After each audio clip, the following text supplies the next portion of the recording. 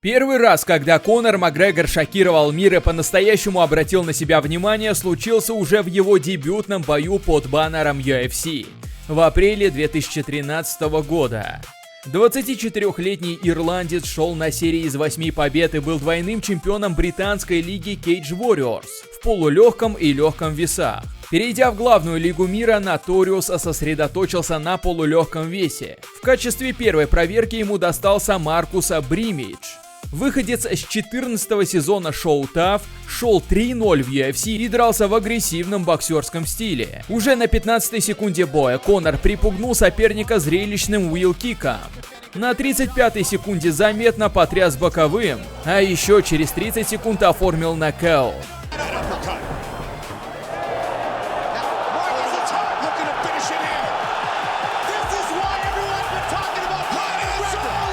На всю работу у ирландца ушла минута и 7 секунд.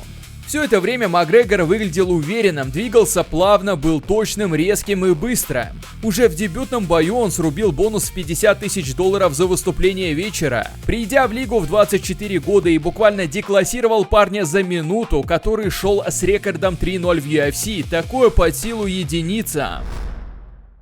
Совсем скоро Конор Макгрегор вернется в дело. Забирай фрибет 10 тысяч от моих партнеров и подкрепляй интерес к поединку Макгрегор-Холлоуэй, ничем не рискуя. Забрать фрибет можно как по QR-коду на экране, так и в нашем телеграм-канале Калугин ММА. Нас уже больше 40 тысяч. Самый большой новостной и развлекательный телеграм-канал про ММА, ссылочка в описании. Во второй раз он заставил весь мир говорить о себе уже через 1,5 года. За это время в UFC Конор успел наколотить 3 победы. После удачного дебюта против Маркуса он переехал Макса Холлоуэя и потушил Диего Брандау, впервые возглавив турнир в родном Дублине.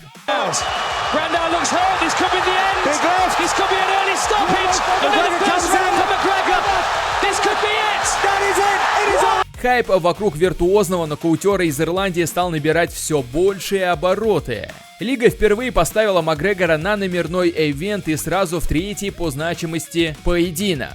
Выше Доминика Круза, Аманда Нунес и Йоэля Ромеро. Соперником Notorious стал Дастин Порье.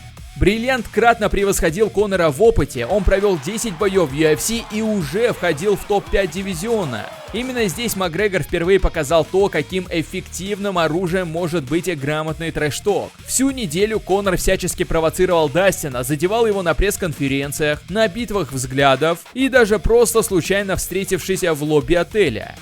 I don't give a about rankings. As far as I'm concerned, I'm number 1. And when Dustin's head clatters off that canvas, they'll realize pretty soon. Порье не отличался хладнокровием и буквально кипел от злости. Разумеется, выйдя в октагон, он хотел оторвать Макгрегору голову, однако ирландец быстро охладил его запал. Конор спамил хайкиками, раздергивал Дастина и оформил нокаут за минуту 46. Having a conversation, looking to finish the fight. It is all over, just like that. Не входящий в рейтинги проспект доминировал против бойца из топ-5. Казалось, что наоборот, это Конор дрался как элита дивизиона. Та победа подкинула ирландца в титульную гонку, а стычка с Дастином на неделе боя стала самым ярким моментом выпуска Embedded. Победа над элитным бойцом в доминирующей манере и весь трэш-ток до поединка сделали из Макгрегора звезду. Именно в ходе раскрутки этой встречи он начал массово набирать популярность во всем мире. Ранее не так много бойцов отличались трэш-током, но Конор переплюнул их всех. Весь его трэш-ток был в совокупе с беспрецедентной уверенностью в себе. 2015 год абсолютно точно можно считать годом Конора Макгрегора в UFC. За этот год он шокировал не только мир ММА, но и весь мировой спорт. Именно в 2015 году UFC начал тот безумный рост в популярности во всем мире, и все благодаря Макгрегору. Имея рекорд 5-0 в UFC, при 4 досрочках он уже считался главной восходящей звездой промоушена.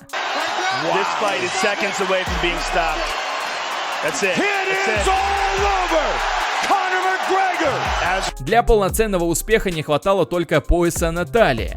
Ноториус получил свой титульный шанс летом.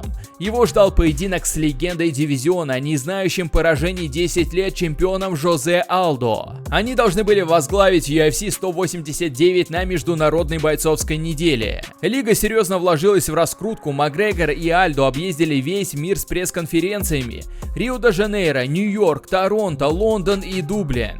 По сей день это лучший пресс-тур в истории UFC. Макгрегор вытворял вещи, которые не укладывались в голове, скромности в его действиях не было от слова совсем.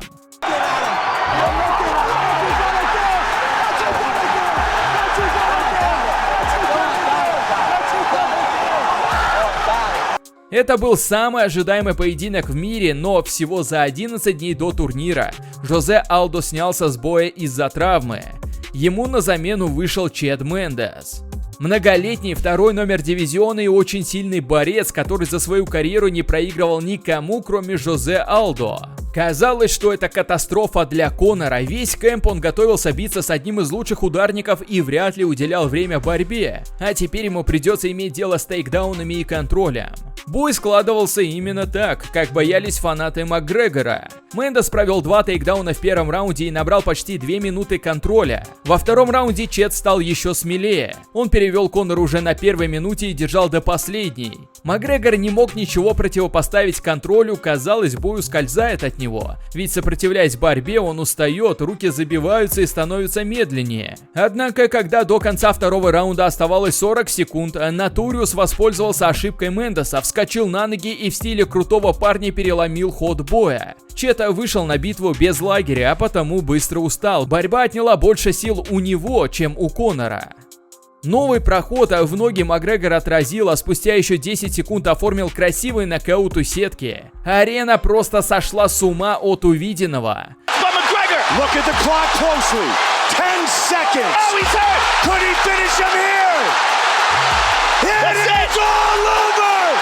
Многие уже успели списать Ноториуса со счетов, а он перевернул ход боя за каких-то 30 секунд. Так Макгрегор выиграл свой первый чемпионский пояс и сделал поединок с Жозе Алдо неизбежным.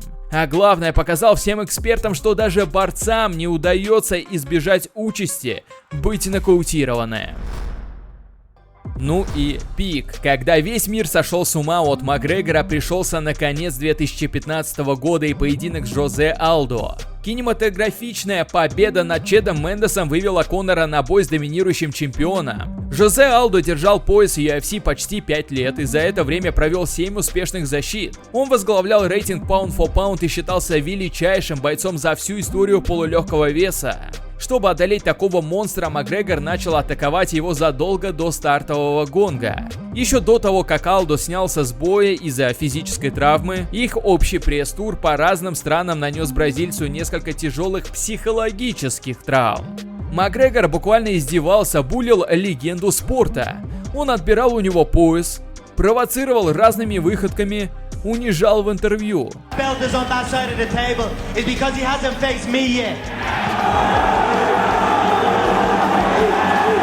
Пресс-конференции заведомо были проигрышными для Алдо, который вообще не говорил даже по-английски. Макгрегор забирал каждый такой раунд со счетом 10-8. Жозе злился, закипал и просто ждал час поединка, когда решать наконец-то будут не слова, а кулаки. Однако не привыкший к такому отношению бразилец поддался эмоциям и был слишком заведен. Дождавшись выхода в клетку, он бросился на Макгрегора, но именно этого Конор и ждал. Он провалил чемпиона и тут же наказал его разящим контрхуком.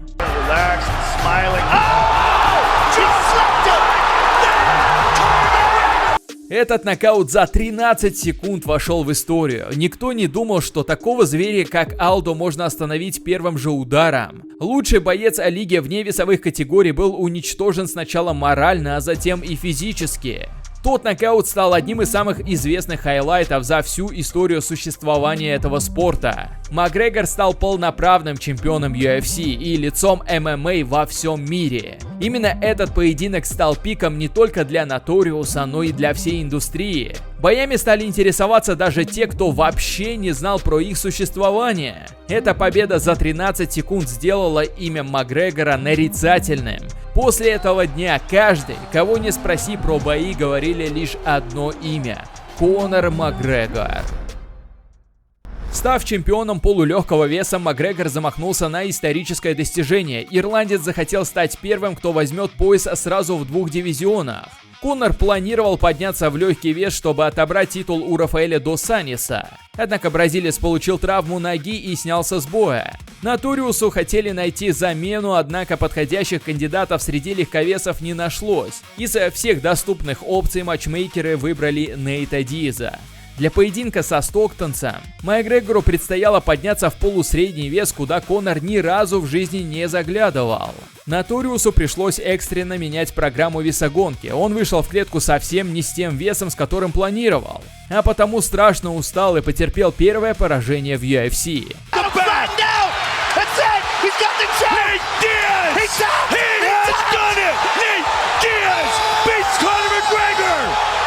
Многие не могли поверить в то, что обычный середняк на тот момент Диаз сумел одолеть главную звезду лиги, да и еще и досрочно. Покинув арену, Макгрегор уже требовал реванша, и лига сделала второй бой Диаза и Конора спустя 5 месяцев.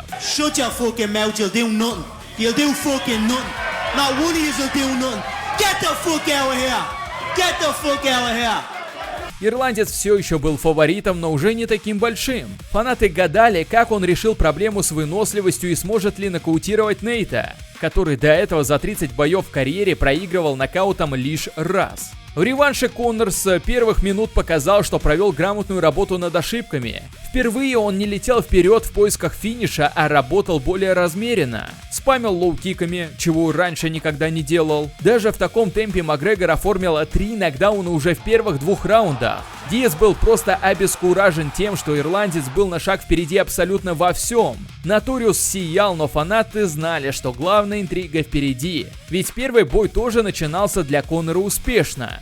Как и в первой встрече в реванше, Макгрегор устал к 3-му раунду. Сценарий боя повторялся буквально точь-в-точь. В ход пошли знаменитые стоктонские лещи.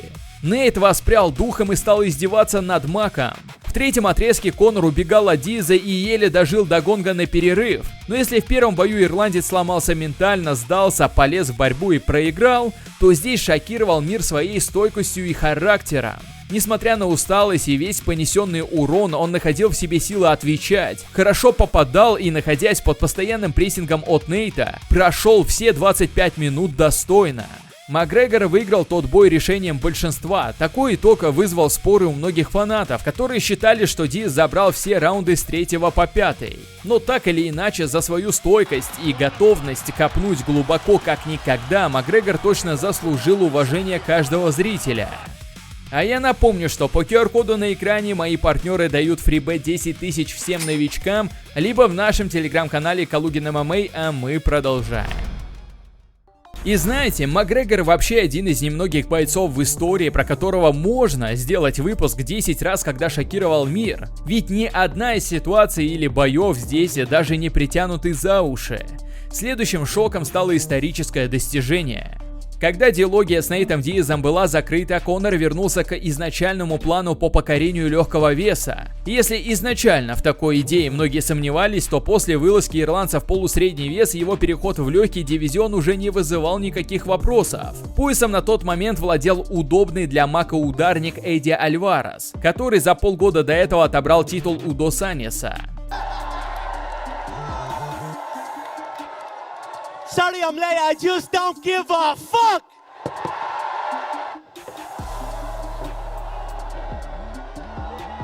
Конор подошел к бою фаворитом, все понимали, что Ноториус имеет большие шансы на победу. Но поверить в то, что кто-то сможет одновременно стать чемпионом сразу в 2 весах, все равно было сложно. Такого просто-напросто не происходило ни разу за всю историю лиги. Однако Макгрегор доказал, что пришел переписывать историю, когда спустя всего минуту с начала поединка оформил первый нокдаун.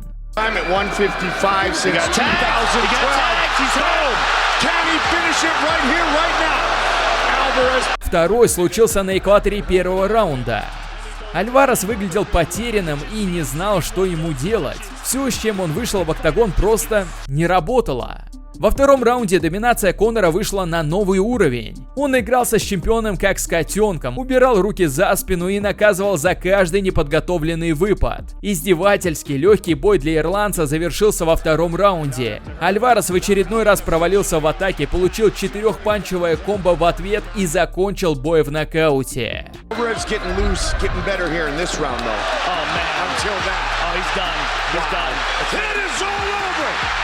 Конор Макгрегор стал первым двойным чемпионом в истории UFC.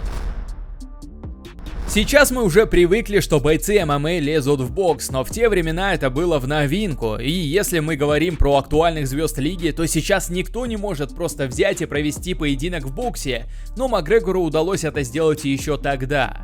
Достигнув невиданных вершин в ММА, Конор укрепился в статусе самого популярного бойца в этом спорте, чей хайп выходил далеко за рамки индустрии. Он захотел стать первым действующим бойцом UFC, кто выступил бы в боксе. И, конечно же, эго ирландца не позволило ему выбрать соперника попроще. Ноториус замахнулся на величайшего боксера эпохи в легких весах – Флойда Мейвезера. Самый богатый ММА-боец против самого богатого боксера. Без преувеличений, их бой стал самым резонансным событием в мире единоборств.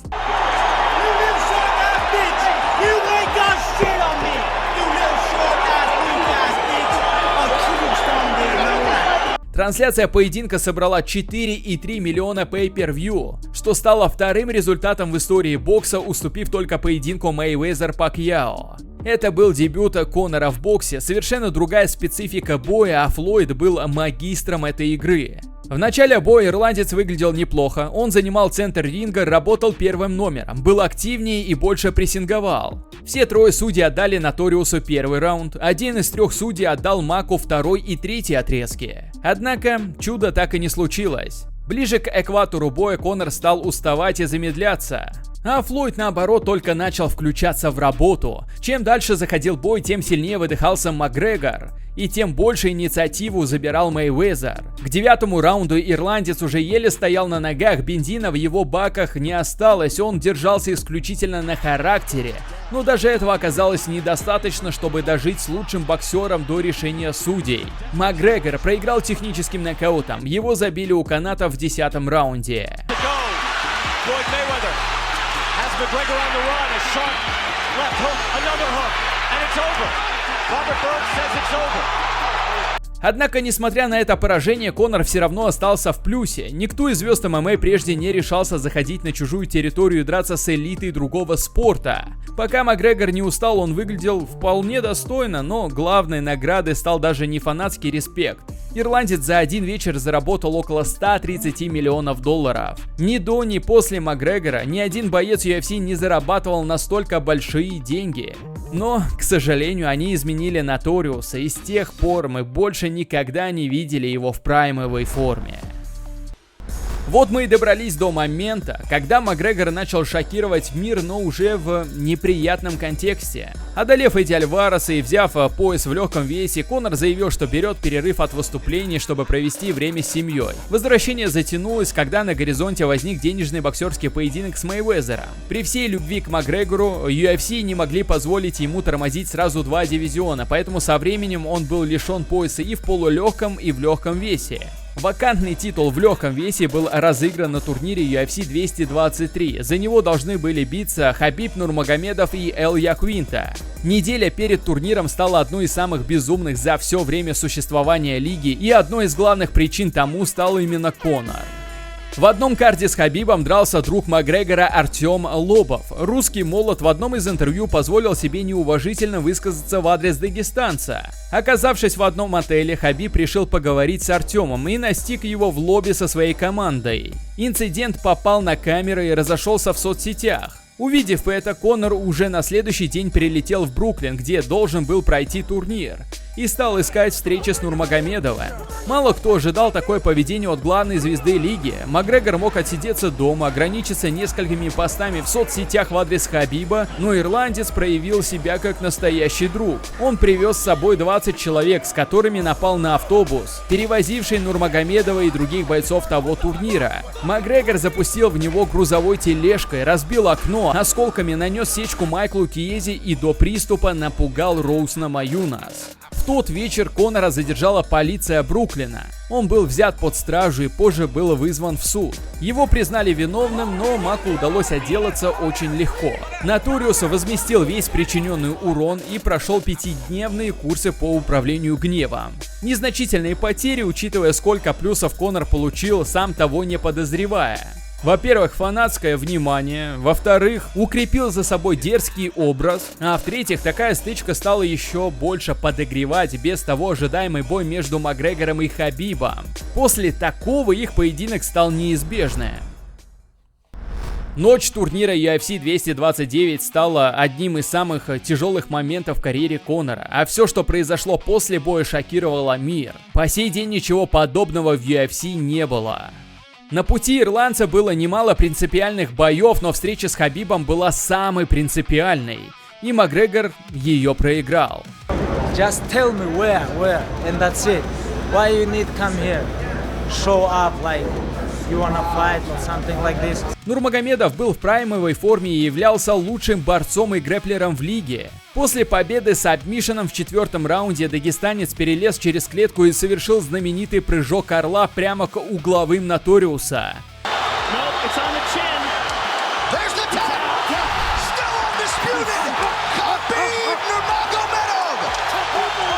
Целью Хабиба был Дилан Деннис. Тот эпизод спровоцировал хаос на трибунах. Команда Нурмагомедова ворвалась в октагон и напала на самого Макгрегора. Ирландец, сидя на клетке, обменивался ударами с Абубакаром Нурмагомедовым, затем отразил атаку Зубайра Тухугова, попал под удары с другой стороны, а затем встретил контрпанчем новую атаку Абубакара. Сумасшествие, но после изнурительного боя, обессиленный, огорченный досрочным поражением, Макгрегор не стал укрываться за охраной, а наоборот искал возможность зарубиться с членами команды россиянина. Та потасовка стала полным шоком для фанатов, поскольку никогда прежде в UFC не случалось ничего подобного. Хабиб и Конор оба получили дисквалификацию и штрафы от атлетической комиссии. Ирландца отстранили от боев на 6 месяцев и обязали выплатить $50 000 компенсации. 6-месячное отстранение по итогу растянулось почти на 1,5 года. Макгрегор пропустил весь 2019, пытаясь договориться с UFC об условиях нового боя и восстанавливаясь от травмы руки. Его возвращение случилось в январе 2020, и Конор вновь шокировал мир. На этот раз тем, насколько изменилось его поведение. Прежний классический Макгрегор подключал трэш-ток против каждого соперника, пытался залезть в голову и вывести из себя. На этот раз мир увидел доброго Конора. Ирландец получил поединок с именитым ветераном Дональдом Ковбоем Серроне. На пресс-конференции он был вежлив, доброжелателен и не сказал ни одного плохого слова в адрес противника. I can read Donald, you know, I like him a lot. He's a good guy, but I can read Donald like a children's book, to be honest. You know, he's a good fighter. He's got some good tricks up his sleeve. В конце Конор пожал ковбою руку и провел битву взглядов на позитиве. Это был совершенно новый опыт для всех присутствующих. К счастью, такой настрой никак не отразился на поединке. Макгрегор вышел в клетку и, как в старые добрые, оформил нокаут в 1-м раунде.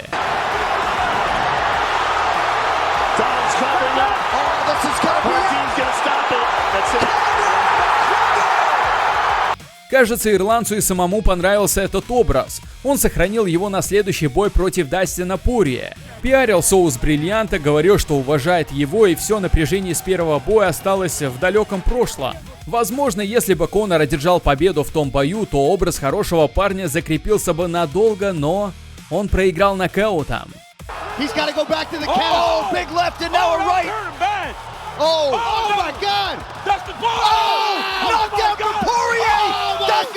Макгрегор вернулся к корням. На третий бой с Порье он вышел кипящим от ненависти и негатива. Трэш-ток стал куда более ядовитым, в ход шли упоминания семьи и угрозы убийства в клетке.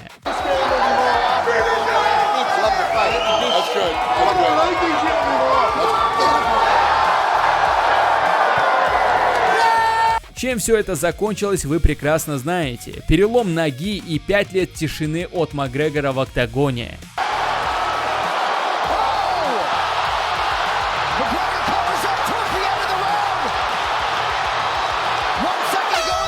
И вот спустя 5 лет простоя Конор Notorious Макгрегор возвращается для реванша с Максом Холлоуэем 12 июля на UFC 329. Прямую трансляцию их поединка можно будет найти в нашем телеграм-канале Калугин ММА. Если вы пропустите бой, то мы зальем видео финиша.